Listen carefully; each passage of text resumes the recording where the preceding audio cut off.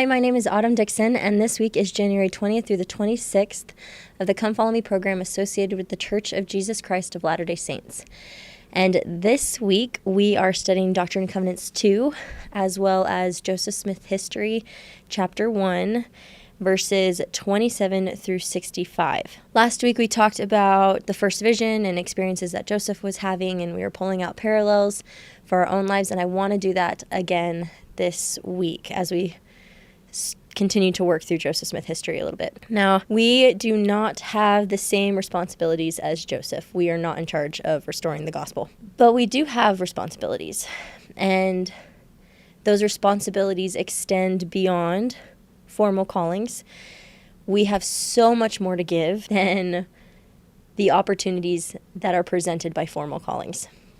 We have careers, hobbies, all of these different things that we can get involved in that can help to build the kingdom. Now, as we read about Joseph's experiences, he learned some difficult lessons along the way, not just in Joseph Smith history, but as we're reading in the Revelations that we'll be studying this year, Joseph learned a lot of hard lessons, and we're always going to make mistakes in our own work. However, because Joseph chose to be open and vulnerable and include the revelations where he was chastised, hopefully we can avoid a few mistakes of our own, or at least know what to do when we have made those mistakes. Now, here is one of the lessons that Joseph learned. This is Joseph Smith History. It's chapter 1 and it's verse 59. And we're at the part in the story where Joseph is going to get the plates. It says, "At length the time arrived for obtaining the plates, the Urim and Thummim, and the breastplate. On the 22nd day of September 1827, having gone as usual at the end of another year to the place where they were deposited, the same heavenly messenger delivered them up to me with this charge, that I should be responsible for them, that if I should let them go carelessly or through any neglect of mine, I should be cut off, but that if I would use all my endeavors to preserve them until he, the messenger, should call for them, they should be protected." This verse, especially the last part of this verse, teaches so clearly the Lord's expectations for us, and not just beyond our formal callings into all of the other promises we made before we got here and all of the ways that we can serve here on the earth, but this also outlines the expectations in relation to our salvation and exaltation. It helps us understand exactly what the Lord expects when we're talking about our responsibilities or our salvation and our exaltation. I want to draw attention to that last phrase. It says, they should be protected. It doesn't say, Joseph, if you use all your endeavors to preserve the plates, you're going to be able to protect them. That's not what it says. It says, if you use all of your endeavors to preserve them, they should be protected. And that's small, but it is a very key understanding. The success of the translation of the plates, the success of the plan of salvation, the success of our personal salvation, the success of really any important spiritual work here on the earth lies on the shoulders of the Lord. The work to cleanse you so that you can stand in the presence of your Heavenly Father. Temple work, missionary work, all of this, it's on the Lord. In fact, when you're reading in the scriptures, especially in the Doctrine and Covenants that we're going to be studying this year, he refers to it as his own work. If the plates had fallen into the wrong hands because Joseph neglected it, is that the end? Everything just falls apart? Restoration's over? Too bad? Obviously not, because we know the Lord is perfectly fair, and that would be really ridiculous that he would allow the failings of one person to doom the rest of us. When you read this verse, Joseph is warned that if he is not diligent, he's going to be cut off. It doesn't say that the restoration is going to fall apart. The plates were never actually in any danger. Not truly. The Lord had everything under control, and there's a lesson here. And this lesson is both comforting, and it teaches us where we should be putting our focus as we are striving. I'm telling you that The success of the plans rely on the Lord. They're on the shoulders of the Lord. It's His performance that matters, but that doesn't mean our striving isn't important. And talking about this principle can comfort us, and it can help us understand the purpose of our efforts so we can focus our efforts appropriately. Now, the Lord had His whole plan for the restoration well in hand, but He still required work.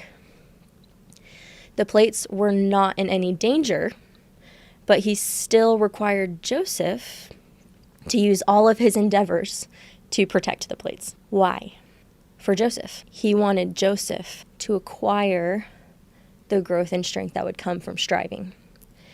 I want to talk about an imperfect but concrete example. My daughter's in gymnastics, learning stunts that I will never do in my entire life.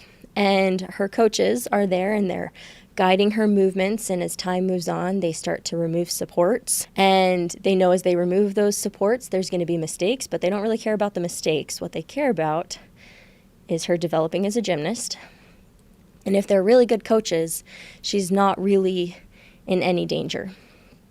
Now, that doesn't translate perfectly, so I'm going to pull it out more directly. It can help add to our understanding, even if it's not a perfect example. The Lord already won the gold medal, regardless of whether we choose to participate. It is His performance that ultimately matters, and His performance was perfect, as was His sacrifice, and the gold medal was won. But the Lord didn't just want a gold medal. He wanted developed gymnasts. We are not working so that we can win a gold medal. We are working so that we can become gymnasts, because being a gymnast is worthwhile in and of itself. This is similar to any responsibilities that we've been given on this earth, whether it's formal callings or informal callings or promises that we made or opportunities to serve. It is even similar in regards to our salvation and exaltation. If the responsibilities that the Lord has given to you are crucial to His plan, then the end result is already guaranteed. What is not guaranteed is your personal development. The plan of salvation has been won. It is not in any danger, but you can't reap the rewards of the plan of salvation if you are not given an opportunity to grow. The Lord has already won the gold medal, but we won't feel that gold medal. We won't feel that reward if we have not become developed gymnasts. The Lord could easily just take care of our responsibilities and salvation, and He could continuously cleanse us all the time so that we can remain in the presence of Heavenly Father without burning up. But it wouldn't matter. We won't be able to feel the celestial kingdom and all the happiness that's supposed to come with it unless we have become celestial beings, unless we've grown from striving. There are a couple of implications to this. So if we were to look at Joseph's story from the outside, we would see that Joseph did all that he could to protect the plates. Nothing happened to the plates, therefore Joseph protected the plates. It's easy to believe that. It's easy to believe that because Joseph worked really hard, he was able to protect the plates, but that is not so. The Lord protected the plates and Joseph grew. It could be argued that Joseph contributed to the protection of the plates, but that would be like saying my son keeps my house clean because I asked him to pick up his toys. My house would get clean anyway, but my son gets to grow because he cleaned, and he gets to go outside because I didn't ground him. So the implication number one of this principle is that we let go of the pressure. We don't let go of the striving. That's not what I'm teaching. We let go of the pressure. The plan of salvation and every responsibility given to us under the sun, the success of those things, the things that really matter, are not on our head. The right doors will be opened, the wrong doors will be closed. The power that we really need to overcome the obstacles that we need to overcome will be given as necessary, and they will be given in His timing. We were meant to grow. And so as you face these responsibilities and put your whole heart into it, you don't have to be afraid. The Lord will provide the end result that He wants, and you have received an opportunity to grow. Implication number two, our efforts absolutely matter, but not for the reasons that we traditionally teach. It's not so that we don't fail. Our efforts are so that we grow. Let's look at the gymnast example again. When you think of the coaches are not trying to teach my daughter to avoid all mistakes. The coaches are trying to teach my daughter to be a good gymnast.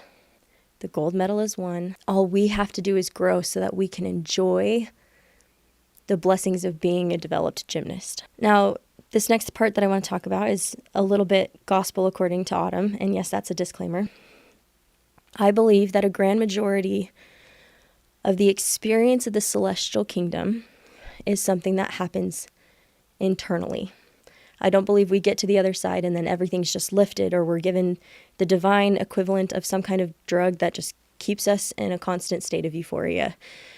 Celestial feelings comes from becoming a celestial being. And so we work hard in order to grow. I want you to imagine for a second that you have been given the responsibility to acquire a plot of land to build a temple.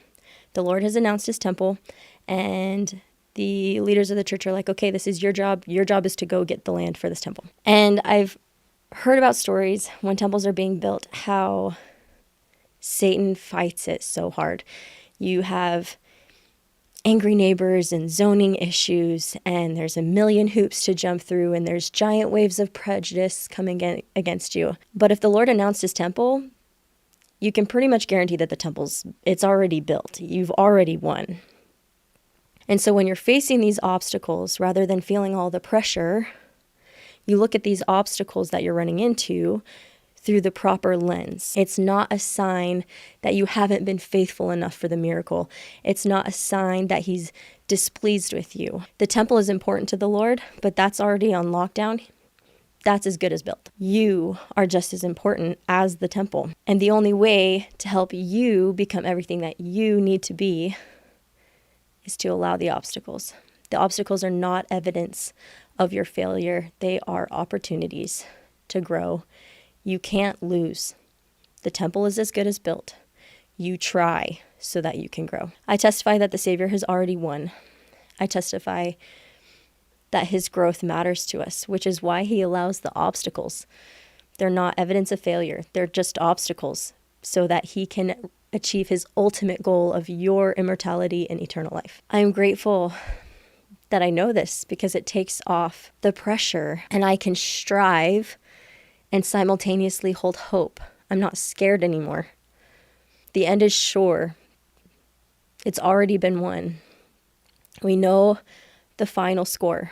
We just have to try, and he will help us be successful in his terms, and we will be able to grow so that we can enjoy the celestial kingdom.